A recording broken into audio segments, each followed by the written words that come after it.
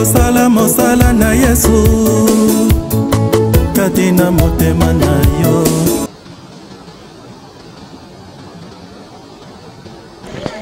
Bonjour Pasteur Thierry Paul.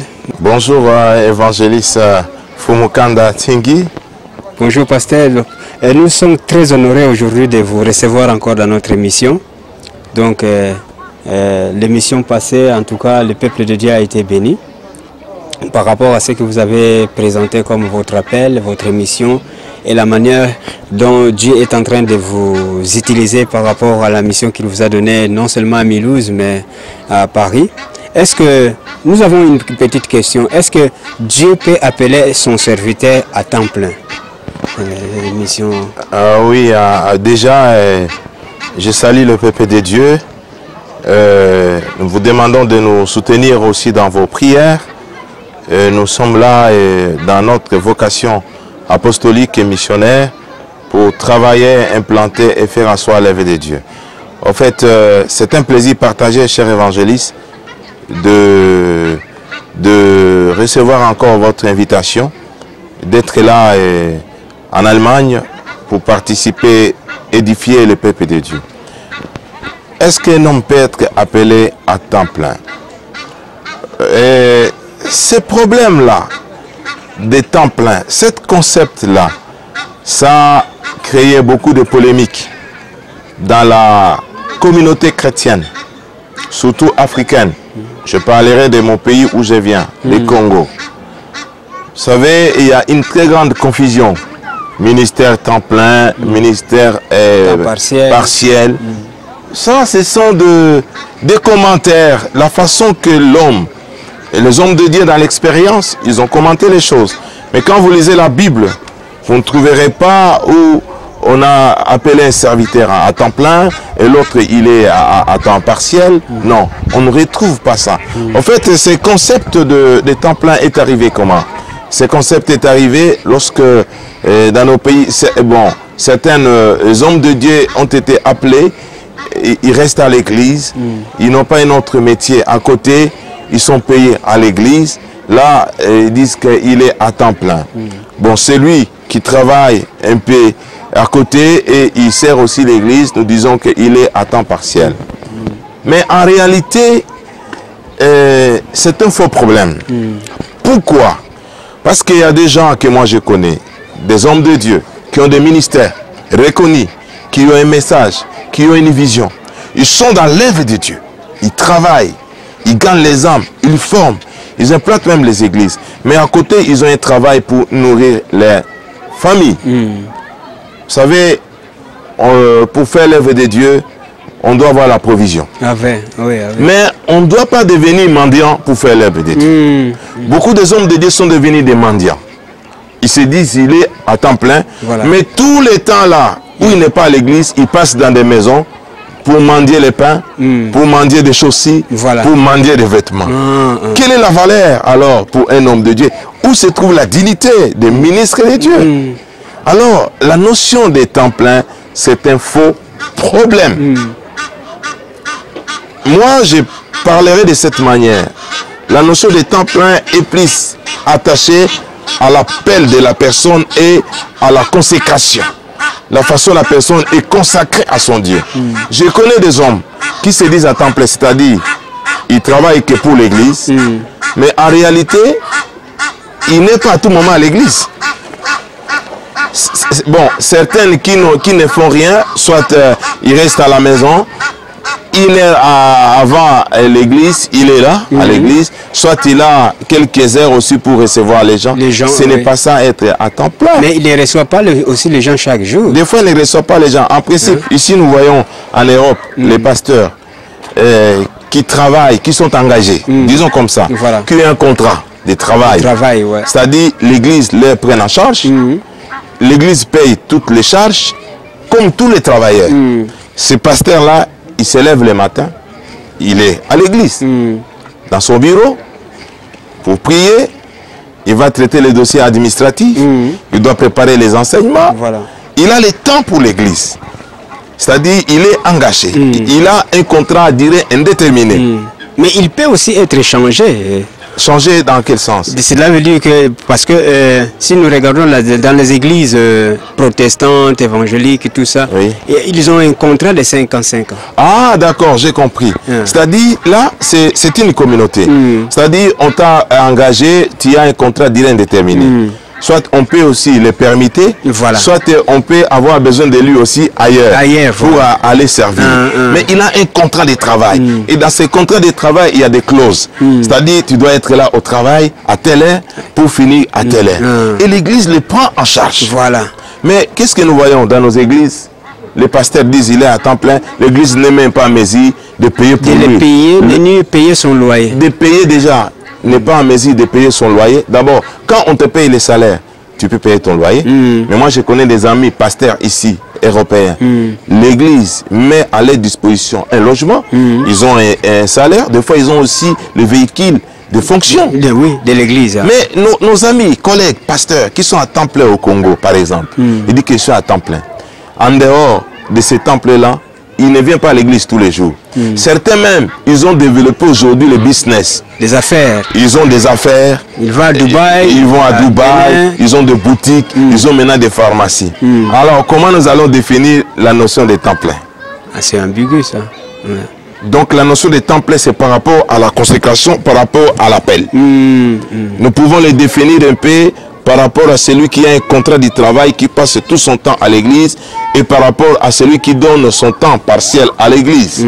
Mais ce n'est pas lié au ministère ministère à temps plein, ministère à temps partiel. Nous vivons ici en Europe. Nous travaillons. Dans nos églises, nous avons des communautés, des fois ici de l'immigration. Bien sûr, certains Européens viennent. Mais ces communautés-là, et tous n'ont pas les moyens pour prendre en charge le pasteur. C'est-à-dire, je dois travailler. Je dois travailler, mais tout dépend maintenant de mon organisation. Comment je m'organise? Je travaille déjà, je n'ai pas de problème avec l'église pour courir derrière les membres, pour aller pour les inciter à donner, les forcer à donner, et fabriquer des histoires. Même certains commencent à aller plus loin, à donner de fausses prophéties pour que les gens donnent, parce que s'ils ne donnent pas, ils ne peuvent pas vivre. Voilà. Non. Voire même changer l'évangile. Changer, vendre l'évangile. Voilà. Non. L'évangile, nous avons reçu l'évangile gratuitement. Nous devons le donner gratuit. Mais l'évangélisation coûte cher. Coûte cher. On doit payer pour l'évangélisation. Voilà. C'est-à-dire qu'il faut mettre les moyens pour l'évangélisation. Donc si tu ne travailles pas, tu seras bloqué à un certain moment. Je serai bloqué si je ne travaille pas. Je vais courir des maisons, je viendrai chez toi. Papa Tingui, à la maison, mes enfants n'ont pas de lait. Tu voyais, il n'y a pas la dignité. Voilà. Maintenant, je travaille. Avec le temps qui me reste, je m'organise pour être là à l'église. Et une grande stratégie aussi, que tu ne dois pas travailler seul. C'est ça maintenant l'importance d'un formateur, d'un leader, d'un visionnaire. Un visionnaire, il prépare les gens. Il travaille en équipe. Si je ne suis pas là, les gens que j'ai formés, ils peuvent prendre la relève. Ils peuvent travailler et l'œuvre de Dieu est en train d'avancer. Bien sûr, ça n'aura pas la même efficacité par rapport à celui qui est là tous les jours, matin et soir, à l'église. C'est ainsi que nous conseillons aussi à nos membres des communautés, si vous avez des moyens, mettez les moyens, que votre pasteur soit là à l'église. Vous allez, il sera encore plus riche, il sera encore plus fort, il aura du temps pour méditer, pour vous nourrir et régler vos problèmes spirituellement. Donc voilà un peu la notion à temps plein, comment nous pouvons les définir. Ok. Et pasteur, nous voulons aussi épingler une autre question par rapport au mariage, parce que nous sommes en train de voir dans notre communauté, surtout nous qui parlons lingala, nous n'avons pas vraiment cette ouverture d'aller vers d'autres nations, vers d'autres cultures, vers d'autres races pour avoir une femme ou bien pour se marier en quelque sorte. Donc nous avons un grand problème. Il y a des sœurs qui veulent avoir 15 Congolais pour les marier. Il y a des sœurs, des frères qui veulent seulement avoir une femme congolaise. Et c'est tout un problème. En tout cas, évangéliste Tingui, au fait, ça c'est un grand problème. Je l'ai évoqué il y a quelques semaines passées et un mois passé avec au micro du pasteur Bobo concernant le mariage. Nous saluons le pasteur Bobo. Nous remarquons aujourd'hui dans nos communautés, nous avons des frères qui sont célibataires. Célibataires à longue durée. Nous avons des sœurs qui sont des célibataires à longue durée. Et tout autour, peut-être tout le monde est marié. Nous venons d'une communauté, tu vois, la communauté lingalaphone ou bien la communauté Congo. C'est-à-dire, nous prenons un peu l'Angola, nous voyons les Congos, tout ça. C'est-à-dire, nous sommes comment, attirés à rester que parmi nous, entre nous, à se marier entre nous. Ce n'est pas bon. Nous devons être transculturels. C'est de cette manière que même nos églises seront mixées. Voilà. Nous aurons des Africains, nous aurons des Européens, nous aurons des Français, nous aurons des Allemands. C'est-à-dire, moi j'encourage aux frères qui n'ont pas de femmes, qui sont des célibataires, d'aller chercher des femmes aussi, blanches, européennes. Mais être sérieux. Être sérieux. Parce qu'il y a beaucoup de faux aujourd'hui. Surtout ceux qui n'ont pas de papiers. C'est-à-dire, ils cherchent un moyen pour avoir les papiers, après quoi ils abandonnent la femme. Dieu est contre cela. La Bible nous dit, tu ne feras pas de mal à ton prochain. C'est-à-dire, une femme blanche, c'est une femme comme toute autre femme. En plus, celui qui est sérieux trouve une très bonne femme, un très bon homme européen. Ta vie sera stable facilement. Facilement. Ouais, vous allez vous organiser, vous allez bien servir le Seigneur, adorer le Seigneur. J'encourage aux sœurs qui n'ont pas de mari. N'attendez pas toujours que Dieu t'envoie un Congolais et un Angolais. Et nous avons des frères ici, des Français sont là, des Allemands ils sont là. Sortez un peu. Peut-être ils ont peur de la culture. Le problème des Congolais, c'est ça. Ils aiment trop les Lingala. Ils ont peur de cette culture. On appelle ça choc de culture. Ils ont peur.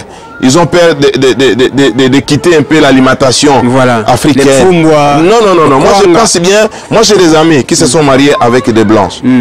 Que ce soit des femmes, que ce soit des hommes. C'est un problème de vision. C'est un problème de communication. Si tu t'es marié avec quelqu'un qui n'a pas ta culture, mettez-vous ensemble, commencez à partager, explique à l'autre comment tu veux manger, comment ça se fait chez vous. Lui aussi va t'expliquer. Au fur et à mesure, vous allez avancer ensemble. Moi, j'ai des amis, quand ils arrivent le soir, ils te présentent à manger, même si tu n'étais pas au programme. Il te fait du foufou. Voilà. Et il t'amène le pilipili, il est blanche. Il t'amène le pilipili à côté. Voilà. Il te prépare le pondou. Voilà. Il est blanche. Pourquoi? Parce que mes amis, ils ont eu le temps à partager la vision avec leurs femmes. N'ayez pas peur des Européens. Écoutez, ne restez pas comme ça en priant que Dieu puisse t'envoyer. Et seulement, il y a les frères à côté. Il y a des frères à côté. À Mélouze, il y en a. À Freiburg, il y en a. Ils sont nombreux là. Essayez un peu de se promener. Quittez un peu ta maison, va dans les plages, va à un petit restaurant, tu prends un petit café, tu discutes avec les autres. Là où il y a des conférences, là où, dans les théâtres, tu peux aller dans les librairies. C'est là où tu peux rencontrer les gens.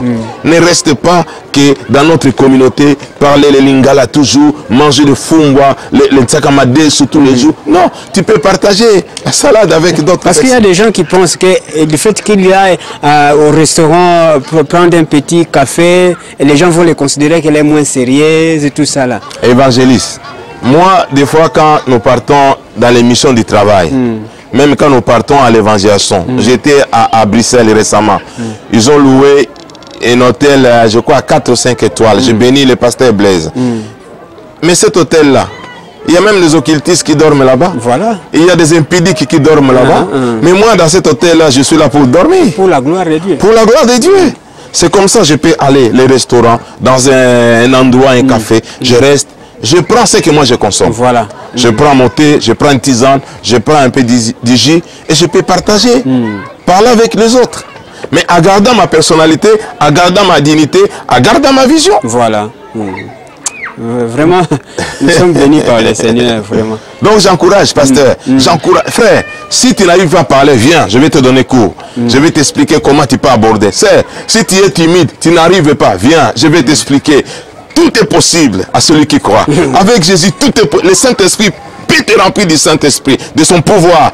Délier ta langue pour partager, parler, afin de fonder une famille. Parce que l'église, c'est l'ensemble des familles. Voilà. Quand les familles sont stables dans l'église, l'église sera stable aussi. Alléluia. Amen, amen.